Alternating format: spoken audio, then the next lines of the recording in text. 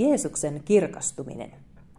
Eräänä päivänä Jeesus otti mukaansa Pietarin, Johanneksen ja Jaakobin ja nousi korkealle vuorelle. Siellä hänen kasvonsa alkoivat loistaa kuin aurinko, ja hänen vaatteensa tulivat valkoisiksi kuin valo. 2 miestä puhui hänen kanssaan. He olivat Mooses ja Elia.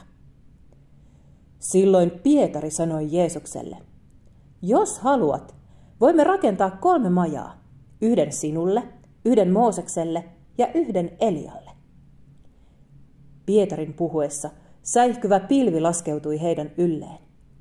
Pilvestä kuului ääni, joka sanoi: "Tämä on minun rakas poikani, häneen minä olen mielistynyt.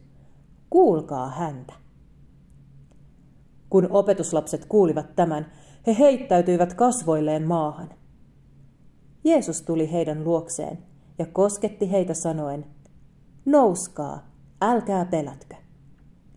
Silloin he nostivat katseensa, eivätkä enää nähneet muita kuin Jeesuksen.